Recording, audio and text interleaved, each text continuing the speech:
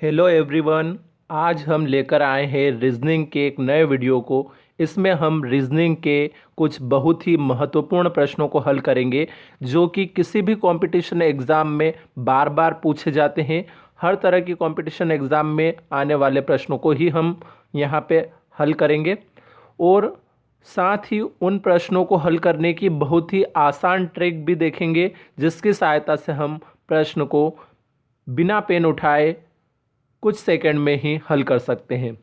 तो शुरू करते हैं हमारा ये वीडियो स्टार्ट करने से पहले यदि आपने अभी तक हमारे चैनल को सब्सक्राइब नहीं किया है तो सब्सक्राइब कर लें और बेल आइकन को प्रेस कर दें ताकि आने वाले हर वीडियो का नोटिफिकेशन आपको प्राप्त हो सके। और अधिक से अधिक वीडियो को लाइक एवं शेयर जरूर करें। और अगर आपने अभी तक हमारे पिछले वीडियो नहीं देखे हैं तो डिस्क्रिप्शन में रीजनिंग के वीडियो की जो प्लेलिस्ट है उसकी लिंक दी गई है, वहां से आप वो सारे वीडियो देख सकते हैं। तो शुरू करते हैं हमारा ये आज का वीडियो। इसमें हमारे पास प्रश्न है, राकेश कॉलेज से चलकर 4 किलोमीटर पूर्व की ओर जाता है, फिर बाएं मुड़कर 3 किलोमीटर चलता है, फिर से बाएं मुड़कर चलता है। अब उसका मुख किस दिशा में होगा? तो सबसे पहले मैं आपको ये बता दूं कि अगर दिशा वाले प्रश्नों को हमें हल करना है तो सबसे पहले हमें दिशा का ज्ञान जरूर होना चाहिए। तो दिशा के लिए हम सबसे पहले यहाँ पे एक डायग्राम बना लेते हैं छोटा सा।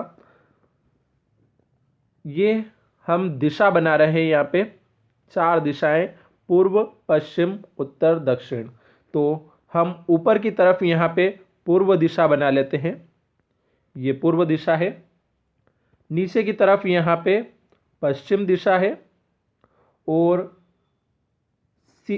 उल्टे हाथ की तरफ उत्तर दिशा और सीधे हाथ की तरफ दक्षिण दिशा।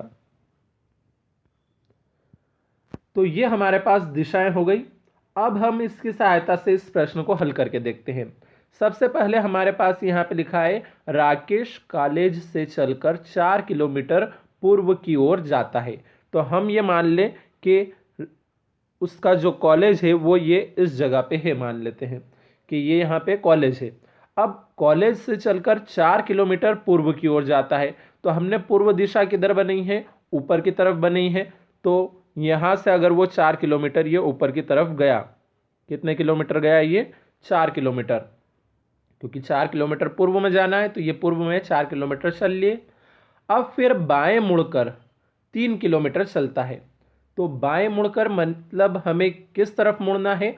उल्टे हाथ की तरफ। उल्टे हाथ मतलब उत्तर दिशा की तरफ मुड़ेंगे। तो अब यहां से क्या कर रहे हैं? हम बाएं मुड़ रहे हैं। कितने किलोमीटर चल रहे हैं? 3 किलोमीटर चलता है और फिर बाएं मुड़कर चलता है। तो अब अगर हमारी डायरेक्शन ये वाली थी तो इसका बायां ओर किधर होगा? नीचे की ओर, यानी कि इस तरफ अब आना होगा। तो अब इस तरफ आए हैं तो ये फिर बाएं मुड़कर चल लिए यहाँ पे। अब उसका मुख किस दिशा में है? तो अगर हम देखें तो इसका मुख जो है अब नीचे की तरफ यहाँ पे है मुख। तो नीचे की तरफ कौन सी दिशा है? पश्चिम दिशा है, यानी इसका आंसर कौन सा हो जाएगा? पश्चिम दिशा। तो कौन सा ऑप्शन यहाँ पे सही है? बी वाला ऑप्शन यहाँ पे सही है। तो ये बी वाला ऑप्शन आपका यहाँ पे सही हो जाएगा। तो इस प्रकार से ये प्रश्न हल हो चुका है। तो इस प्रकार के प्रश्नों को हल करने के लिए सबसे मेन चीज़ है, हमें दिशा का ज्ञान होना चाहिए। अगर हमें दिशा का ज्ञान है तो हम आसानी से किसी भी प्रश्न को हल कर सकते हैं। तो इतना ध्यान रखिए कि पूर्व पश्चिम उत्तर और दक्षिण दिशाएं किधर किधर रखनी है, हमें ये ध्यान रखना है।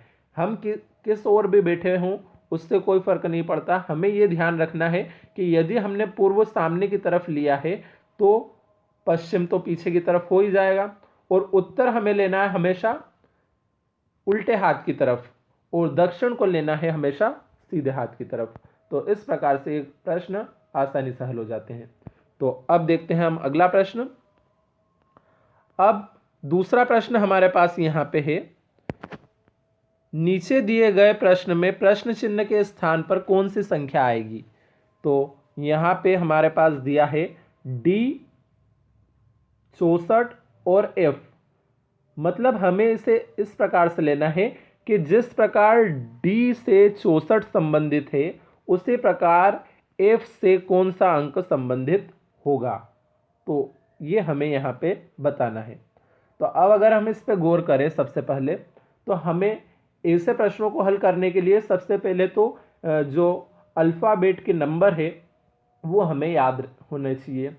तो जैसे अगर हम देखें यहाँ पे सबसे पहले डी को, तो डी अल्फ़ाबेट में कौन से नंबर पे आता है, तो अगर हम देखें तो डी आता है चौथे नंबर पे। कौन से नंबर पे आता है? चौथे नंबर पे।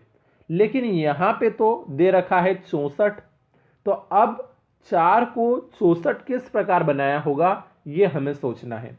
तो अगर हम थोड़ा सा दिमाग लगाएं तो 4 से 64 किस प्रकार आता है? 4 का यदि घन कर दिया जाए, घन यानी क्यूब, तो 64 आ जाता है। किस प्रकार से? 4 का क्यूब मतलब 4 की घात 3। अब 4 की घात 3 का मतलब क्या लिखा जाता है? 4 पे 3 घात है, यानी 4 को 3 बार लिखें हम। तो अब 4 को 3 बार लिखने पे आता कितना है? 4 चौक 16 और 16 चौक 64, यानी कि हमारे पास ये 64 आ जाता है। तो ये किस प्रकार आया है? डी से 64 किस प्रकार संबंधित है? डी कौन से नंबर पे था? चौथे नंबर पे। तो उस 4 का क्या किया गया? क्यूब किया गया, तो 64 आ गया। इसी प्रकार अब हम यहाँ पे एफ के लिए भी देखते हैं। तो अब अगर हम एफ के लिए देखें तो एफ कौन से नंबर पे आता है एबीसीडी में, तो अगर हम देखें तो डी चौथे पे था, ई पांचवे पे रहेगा और एफ छठे नंबर पे रहेगा। तो एफ आता है छठे नंबर पे। अब जैसे हमने उस 4 का क्यूब किया था तो 64 आया था, इसी प्रकार हम 6 का भी क्यूब कर देते हैं क्योंकि रिलेशन तो वही रहेगा। तो 6 का यदि हम क्यूब करें यानी घन करें तो 6 का क्यूब कितना हो जाता है? तो 6 का क्यूब करके हम देखते हैं। 6 का क्यूब मतलब 6 को 3 बार लिखना है हमें। तो 6 6 36 और 36 6 216। तो इस प्रकार से एफ के साथ यहाँ पे जो अंक आएगा वो क्या आना है? 216, यानी इसका डी वाला ऑप्शन यहाँ पे सही है। तो ये प्रश्न में हमें क्यूब की ज़रूरत पड़ी, यानी कि किसी संख्या के घन की ज़रूरत पड़ी। ऐसे प्रश्नों को अगर कम समय में हल करना है तो उसके लिए हमें एक काम ज़रूर कर लेना चाहिए कि जो 1 से लगा के 30 तक के हमें स्क्वायर और 1 से लगा के 30 तक के घन यानी क्यूब, ये हमें याद होने चाहिए मौखिक। तो हमारा समय काफ़ी बच सकता है क्योंकि उस स्थिति में हमें गुणा करके हल करने की ज़रूरत नहीं पड़ती है। तो वहाँ अगर हमें क्यूब डायरेक्ट याद होगा कि 6 का क्यूब कितना होता है तो हम फटाक से उसका आंसर लिख सकते हैं। तो इसलिए 1 से लगा के 30 तक के हमें स्क्वायर भी याद होने चाहिए सभी, और 1 से लगा के 30 तक के क्यूब भी हमें सभी के याद होने चाहिए। तो ये प्रश्न भी हमारा सॉल्व हुआ। अब अगले प्रश्न के लिए मिलते हैं अगले वीडियो में। तब तक के लिए धन्यवाद।